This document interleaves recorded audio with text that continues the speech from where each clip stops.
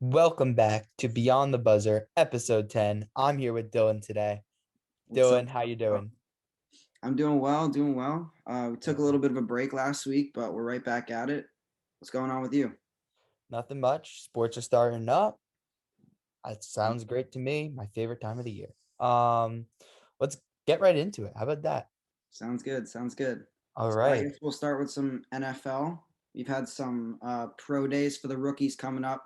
Some guys like Justin Fields, Kyle Pitts have put up some pretty crazy numbers in the 40-yard dash categories. Guys like Zach Wilson have showed off their skills. Austin, just talk to me about that. Yeah. Kyle Pitts ran the same time as Justin Fields. No one would have thought of that. They both ran a 4.44 40 yard. So that was insane. Um, just Zach Wilson made some insane throws at his pro day, so that was amazing to watch. Um, a lot of these teams have these guys at their pro days that used to play at their colleges previously, and now they're like retrying out basically to show off what they still have.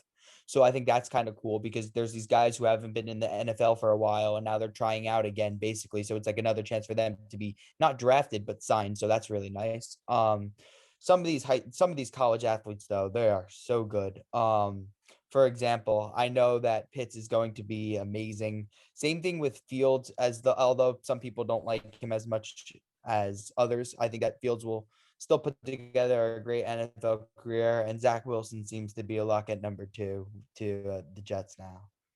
Yeah, a lot of people overhate Justin Fields. I mean, I think he's a stud. Like, I think he's really good. He ran a 4.44 40. I think he has his second pro day coming up, right? If I'm not mistaken. So he ran Yeah, a he's 4 throwing 4. for the 49ers. Yeah, uh-huh. Yeah, because he was going to work out with the 49ers.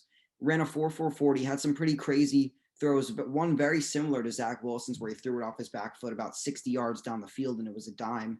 He threw 6 touchdowns on the one of the best teams in the nation, Clemson, last year. So we know what he can do. I think he's really overhated. A lot of people say, oh, he needs a lot of time in the pocket. Oh, he only throws to his number one option and he barely ever throws to the second option. What happens when you're not going to have as much time and you're going to have better cornerbacks on your guys? Well, I think obviously, everyone has room for improvement. And I think Justin Fields has a lot of talent that he can take to the next level. Yeah, there's parts of that you've said that I agreed with. There's parts of it that I do not. I think, as you said, Justin Fields does get caught on his first target quite often. His offensive line at Ohio State, if you look at it, there are a bunch of pros on that offensive line. So come time to he gets into the NFL, I don't know how much time he will have in the pocket, especially depending on where he goes. A fit for him that would be great. I was thinking would be Atlanta. He stays right where he's from in Georgia. I don't think it will happen because I think Atlanta will be trading down. I thought the Carolina Panthers were the perfect option for him, but they just traded for Sam Darnold for a second next year, a fourth next year, and a sixth. So I really don't, I can't tell you where Justin Fields ends up. I was thinking New England maybe now. He might slide a little bit, but a lot of people hate on Justin Fields. He had an unbelievable game against Clemson. He had an all right, semi decent game against not against Alabama. He was injured though. He put together a pretty good season. He didn't play too well against Northwestern. I mean, Justin Fields is a very good quarterback, in my opinion. Will he translate over to the NFL game? Well, I think he's a system quarterback personally. So we'll see how that goes. I mean, every rookie quarterback is going to have flaws. So I mean, the only near flawless guy in this draft, I'd say, is Trevor Lawrence, who we obviously know is one of the best QB prospects we've seen in decades, possibly. And Ever. maybe another one of those near perfect guys was maybe Joe Burrow last year, but obviously we know every quarterback still has flaws. So Justin Fields definitely has flaws. I think he will be able to improve upon them, just like every other quarterback. Let's talk a little bit about the Jets and Zach Wilson. So the Jets traded Sam Darnold for, I believe it was what was it, a sixth round pick this year, and a second and a fourth next year Correct. to the Carolina Panthers. So awesome. What do you think about Sam Darnold's fresh new start and the second overall pick with the Jets? Sam Darnold's going to be a stud this year. I think that he will hopefully lead them to second place, maybe a wild card game in the Wow. NFC South.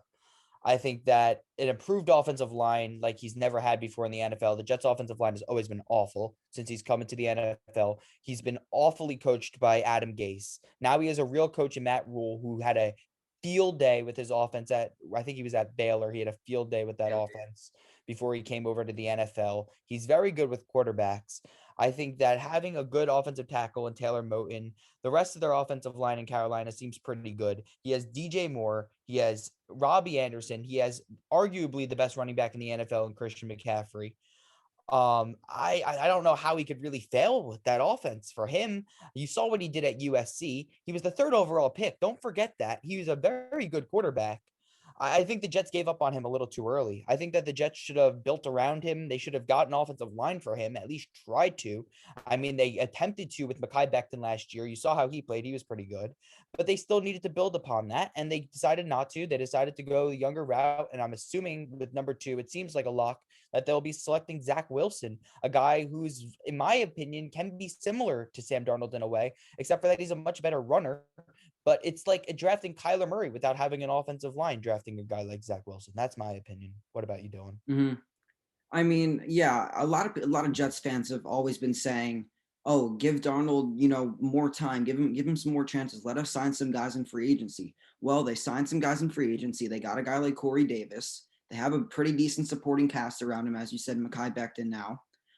And well, they didn't give Sam Darnold a chance. They shipped him off right away. I guess they were super impressed by Zach Wilson. I'm assuming they're in love with him because they just gave up their who they thought would be their franchise quarterback 3 years ago. So they have to be in love with Zach Wilson.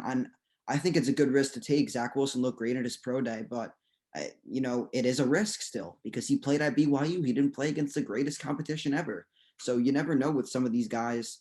Although like a guy like Trey Lance is coming from North Dakota State, where he didn't play against great competition. A lot of quarterbacks don't really come from big name schools, but still taking a quarterback in early in the draft, which often happens, is a risk. Whether they're Trevor Lawrence, Joe Burrow, as we saw with his injury last year, even taking Justin Herbert was a risk last year for the Chargers. There's always these risks, and I think Zach Wilson is a very high risk, high reward guy. I agree with you in that sense that he's a high risk, high reward type of guy. But remember when you said that he didn't play against high competition at all? He didn't play against competition at all. He played against Houston and he played against Coastal Carolina and he lost to Coastal Carolina. He had a great game. He threw the ball very well, but in the NFL, he's going to tend to make mistakes early. He's going to have flaws like all rookies do. I thought they should have gave Darnold another year at least. I don't even think, in my opinion, that he's the guy for them. If you were to ask me, I thought the Jets should have drafted. They have 2 first-round picks. They should have drafted a quarterback with their second first if they wanted to go quarterback. I don't think that Zach Wilson is already going to be a starter come week 1 of NFL this year. I just don't think that he's ready. He's never played in cold weather. So we're throwing him into New York, one of the biggest markets and biggest media teams in probably the world. Now we have this guy from Hawaii. I think he's from Hawaii. Now he's just coming in and going to New York. Like, I just don't think he's made for it. I think that maybe Fields could have been a better option for them if they go Fields. I think that still might be a better option for them. And who knows? They might take Mac Jones for that matter. Yeah, I mean, I think they're pretty locked in on Zach Wilson. We've been hearing it for a couple months. But if I'm the Jets, I think that Darnold trade was not a really good trade.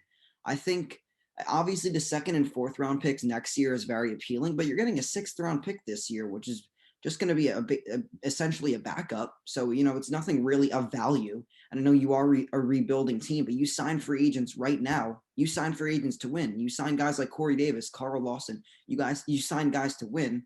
And taking Zach Wilson, who, as you said, who knows if he can be a starting quarterback week 1 in the NFL. We don't know if that's going to be the best option for them winning. So some other trades have happened circulating around the NFL draft.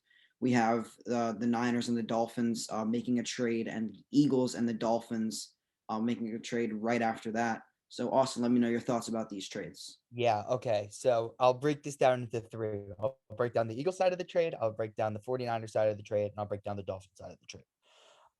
So the 49ers moved up to pick 3. I think that's great for them. I don't think that they would have got the quarterback of their choice at pick 12.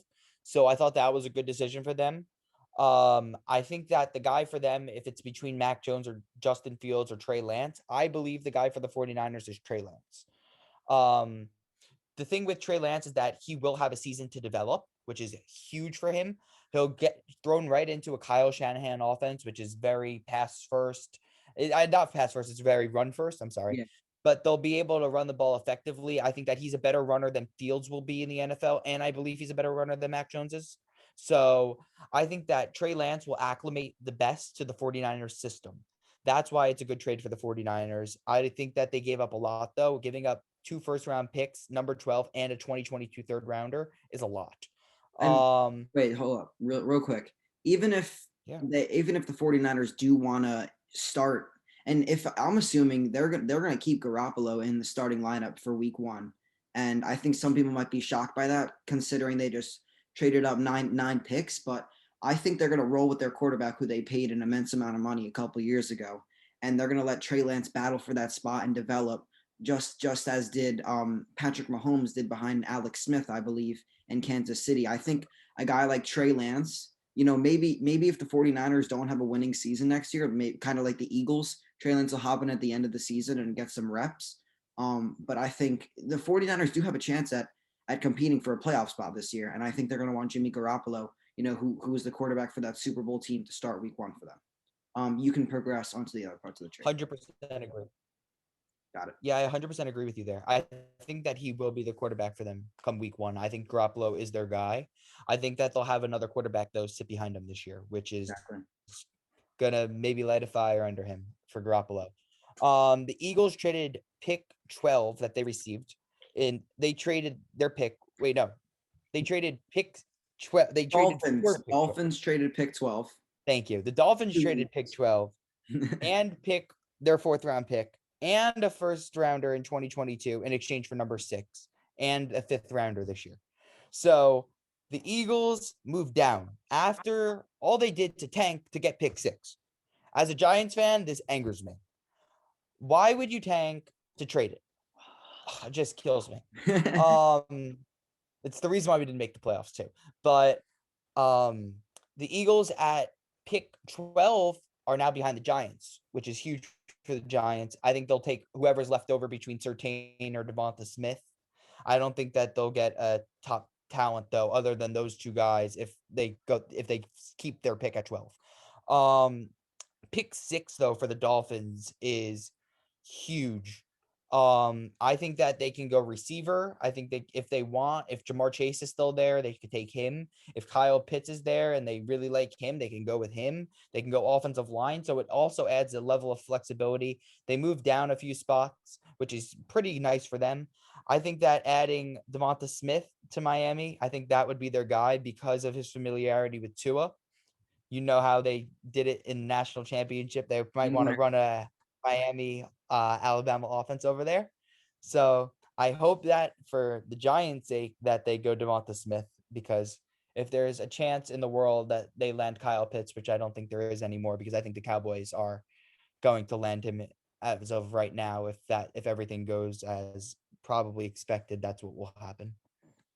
Yeah, speaking of the Giants, so we've heard a lot. We've heard John Mara, the owner, Dave Gettleman say in the offseason, we're focusing on adding offensive playmakers. So obviously there are a lot of offensive playmakers in this year's draft. We have guys like Jalen Waddle, Devonta Smith, Kyle Pitts, who probably won't last to that 11th pick. Do you think the Giants go with that best player available approach, offensive playmaker, Jalen Waddle, Devonta Smith type of guy? Or do you think they go with a guy like maybe Rashawn Slater, another O lineman, or maybe a guy like Micah Parsons? Or do you think they move back into like the 20s and take a guy like maybe Greg Rousseau or another defensive lineman, which is another need they have to fill? So what do you think about those possibilities? Yeah. As of right now, I do not believe they will be taking a Devonta Smith or a Jalen Waddle as much as the media loves to twist it. I think that they're trying to make people believe that they'll draft a receiver when I do not believe that is the case whatsoever. Remember how John Mara said that they're drafting an offensive playmaker? They could also draft an offensive lineman that is a playmaker. that opens up running lanes for Saquon Barkley, which makes Saquon the playmaker in this case. I love a guy like Rashawn Slater. He shut down Chase Young. I think that he honestly has better tape than Penei Sewell if you look at it. I think that he could also play tackle and guard, which is huge for the Giants because you could swing him either way, which is really, really important. I think that he should be the pick if he's there. If he's not there, and if Pitts is not there, and Sewell is not there, which I don't, if all three of them are gone, I would trade down. I think that if you move down to like pick 16, where there's still another guy on the board where you could take a decent edge rusher and Azeez Ojulari out of Georgia, I think he's pretty good. I think that's the thing you should do. You should get a first and get a few other picks in the draft so you could build your team instead of sticking at overdrafting like Dave Gettleman maybe might do a player at pick 11. Yeah, I mean, my idea is basically in line with you. I don't think the Giants should take one of those receivers, Devonta Smith or Jalen Waddle, as amazing as they are and as great as they are. I don't think that's the right choice for them at 11.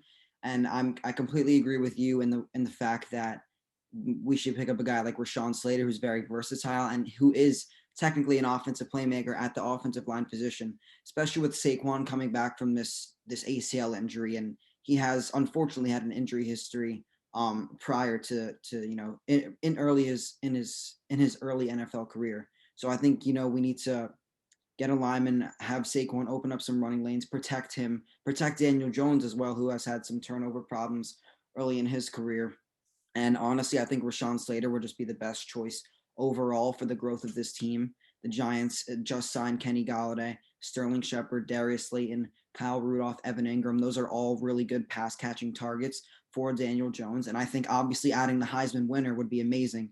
But I think for this team's needs, and we're pushing for a playoff spot this year, so we need to be a very well-rounded team. And I think Rashawn Slater, or a guy like Rashawn Slater, would completely fit that.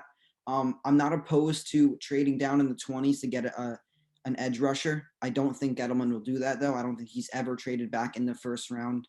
So I don't really think that's a possibility. So if I'm the Giants at pick 11, I'm picking a guy like Rashawn Slater if he's available. I think he's a great versatile offensive lineman, and I'm totally down for that as a Giants fan. So that was some pretty good NFL talk, I guess, right? So we can move on into some NCAA. Obviously, we just had March Madness ending, and it was a very eventful tournament. We have some reactions and stuff, but we'll start out with the national championship. Obviously, the Baylor Bears are crowned champions. Congratulations to them.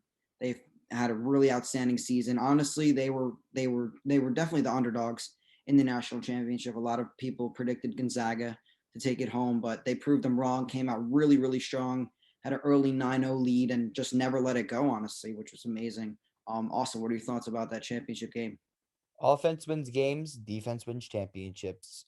That's what I think. Gonzaga has had one of the best offenses in college basketball all year. Guys like History. in history at that, yeah.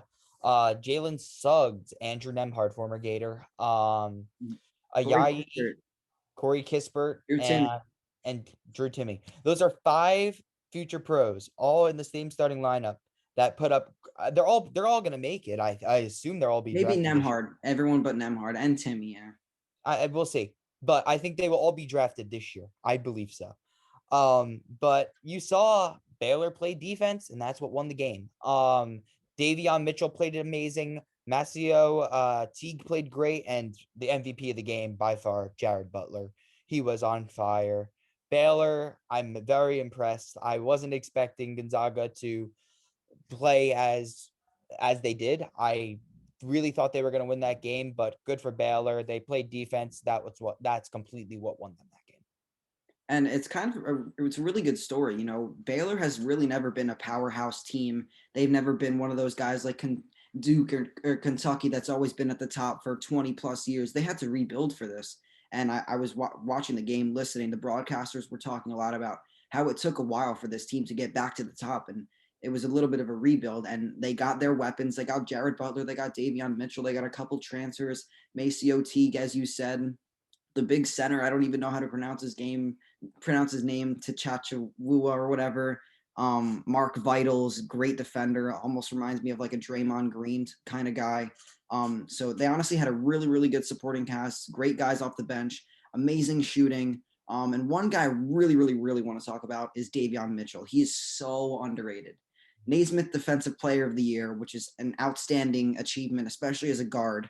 You know, in the NBA, we never see guards winning Defensive Player of the Year. Ben Simmons is possibly a candidate for this year, but it's very rare. Even like guys like Gary Payton and Michael Jordan are Defensive Player of the Year winners, and they're Hall of Fame caliber players. So Davion Mitchell winning this award is absolutely insane. He's an amazing on-ball defender, and he's proven that he can create his shot off the dribble. He's a knockdown shooter. His mid-range was amazing. He averaged near 5 assists, I believe, which is outstanding.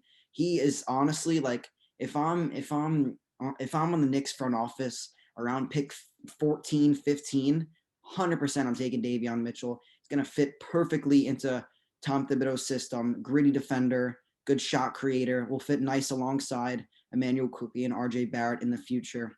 And so, yeah, I just really wanted to talk about my appreciation for Davion Mitchell there. Yeah, he was a transfer from Auburn. He was really a backup for Auburn, and then he just came into Baylor, redshirted a year. He had a pretty solid year last year. I think he averaged about 10 points, and this year he just took off. So good for him. I'm very, very impressed. I think that he is a very good defender, as you said. Very impressive and very impressive game for him.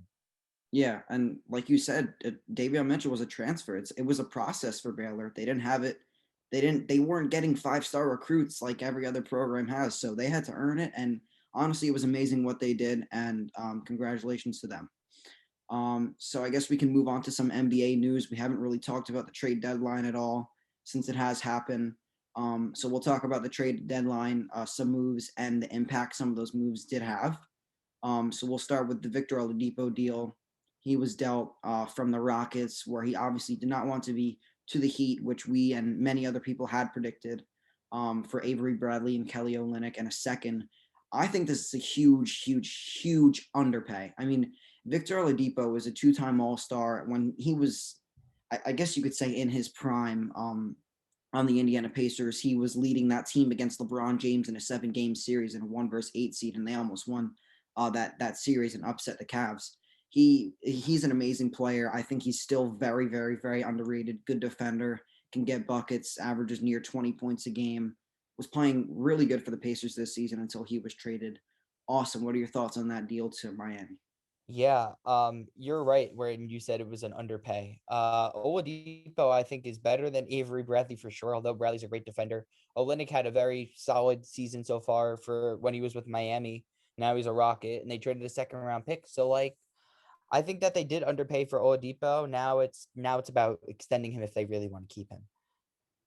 Yeah, and I think he's going to want to stay there. I mean, he always had intentions to go to Miami, whether it was via signing or a trade, which eventually did happen.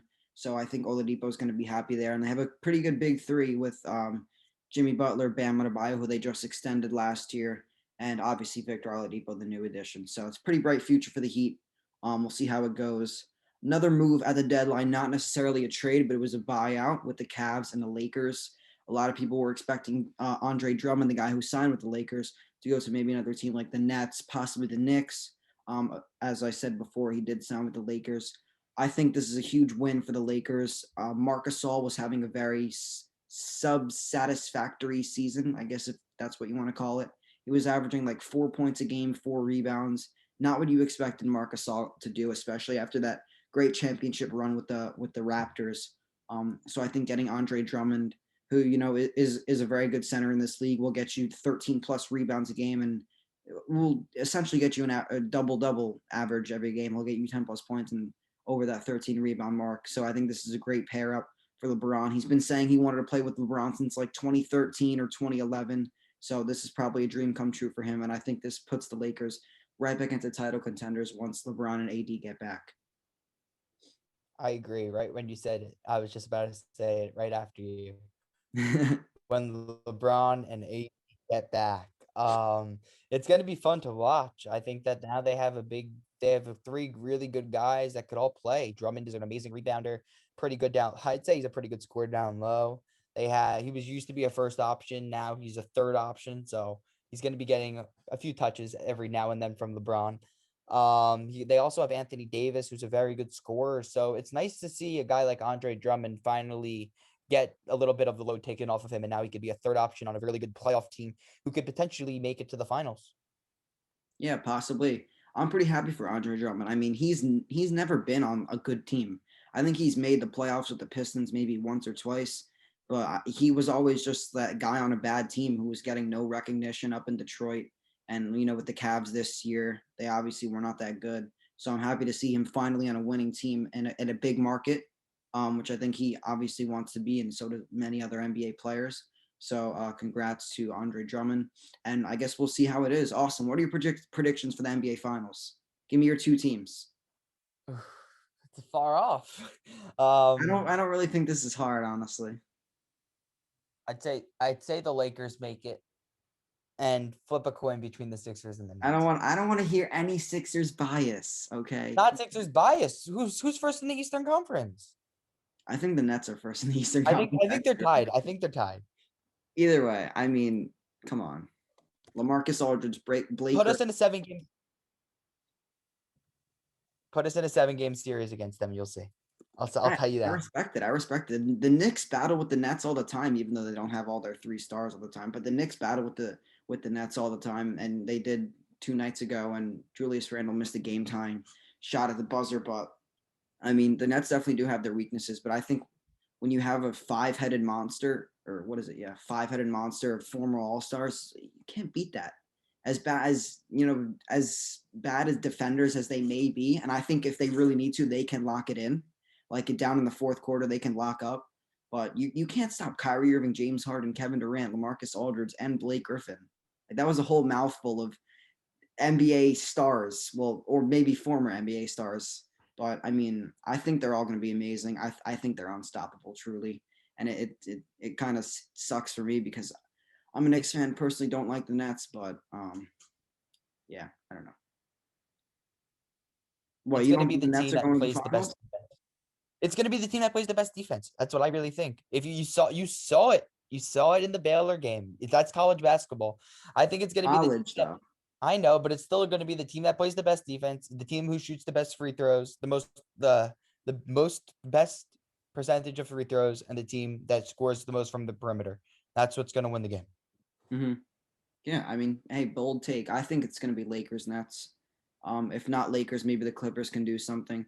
I saw something today that Kawhi Leonard is expected to re-sign with the Clippers. I'm not sure if that's 100% true because Kawhi Leonard basically doesn't express anything to the media, so we really have no idea what goes on in Kawhi's life besides on the court. But I wouldn't be surprised if Kawhi re-signs there. They just extended Paul George, and he is from California, so that'll probably be his home for another couple of years. Um, so yeah, I guess so. We have some other trade deadline moves. We have Niko Vucevic to the Bulls from the Orlando Magic. The Orlando Magic basically just threw away all their good players: Evan Fournier, Aaron Gordon, who we'll talk about in a little bit, and Nick Vucevic. And they're going full rebuild mode. They got some young guys: Wendell Carter, R.J. Hampton, some other good guys or some other good young guys. Can't think of it off the top of my head, but I mean they're in a pretty good situation in the rebuild there. Also, what do you think about the Nikola Vucevic deal to the Bulls? Yeah, I'm very excited. I like it. Having a guy like Niko Vucevic next to Zach LaVine and Kobe White and Laurie Markkinen if he gets on the court enough. I like it. I think that Vucevic is a top center in the NBA. Adding a guy like that next to Zach LaVine can be dangerous. I think that they need a new season to start though, so they could get a new fresh start with an off season where they get to join all their efforts together and progress as a team Mm-hmm. instead of a bunch of different players. Yeah, that's true. That's true. Like, I don't really know if Larry Markkinen is going to fit well alongside Nick Vucevic. Like, they're very similar players, like stretch 5 big guys. So I don't know if they're going to like fit well on the court together. But yeah, I definitely think like a new fresh start in the season could help them, like you said. I think the Bulls are falling out of the playoff picture a little bit right now. Maybe they get that 10th seed for the play-in. But another Orlando Magic move we had is Aaron Gordon to the Nuggets. He's wanted out for a couple years.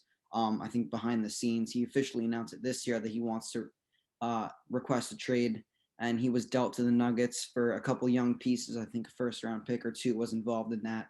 And he's playing pretty well. I mean, I'm sure it's really easy to play alongside the best, possibly the best passing center in the history of the NBA, Nikola Jokic.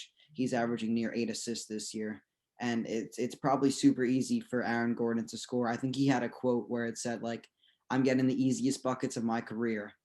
Playing alongside Nikola Jokic. It's probably true because of Nikola Jokic's just sheer talent and amazing playmaking.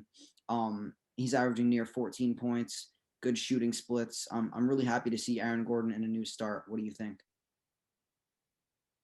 Yeah, I agree with you on that. Aaron Gordon on the Nuggets, nice change of scenery for him. I really like the deal for the Magic though, as well. Not many people would say that. I really, really, really am a huge fan of RJ Hampton. I love his game. I hope he gets a little bit more minutes because I really like watching him. I find him extremely entertaining. Having a guy like him and Cole Anthony next to each other in the future is going to look very nice. They need some time to rebuild, though, Orlando. And once they develop as a team, they'll be really good as well. They also got Gary Harris. It's a contract. It's a lot of money. And they also got a 2025 first. So I think they made out pretty well. What is that, like a future freshman, future freshman in high school? Eighth grader. No, really? Yeah. Spencer's class of 2024. So shout out Spencer if he's watching this. All right. I mean, I think that was pretty good. We have the NHL season starting. Well, started a couple months ago. That's in full swing. MLB just started. Austin, how are your Mets doing? Give me a little synopsis. We can't win games when we don't have a good bullpen. It kills me. We allow so many runs because DeGrom went 7 innings, had 77 pitches. The manager pulled him out, calls in our bullpen, and we lose the game. Like it's typical Mets at this point in the season. The 1986 and 1969 Mets, the two teams of the New York Mets that have won the World Series, both lost opening day. The Mets lost opening day this year. Maybe something special's happening in New York, but who knows? I definitely see that trend. Yeah, definitely going to equate in the Mets winning a World Series this year. No, but to speak on that DeGrom situation, I heard about that. They pulled him after 70 pitches through 7 innings. Like he was smoking the Phillies, and I think Bryce Harper said like, "Oh, like what are the Mets doing? We got super lucky that they pulled him out." Because he was straight destroying them. I mean, Jacob DeGrom is definitely one of the best pitchers in the league, if not the best.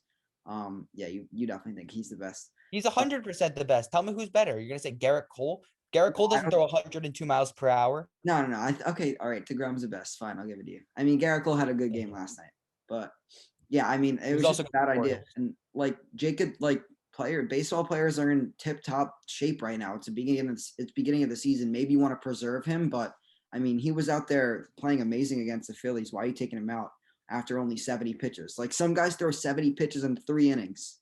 So like 70 pitches through 7, he was doing something good. So I don't know. That's for the Mets to figure out. You got 150 plus more games left. So hopefully they will figure it out. So I guess this was a good episode, right? We only have that much more to talk about. Yeah, no, that's it. I Right, guess. yeah, I hope to good. see you guys at the next episode. All right, yeah. Thank you guys for watching. Leave a like and subscribe. And we'll see you guys soon. Peace.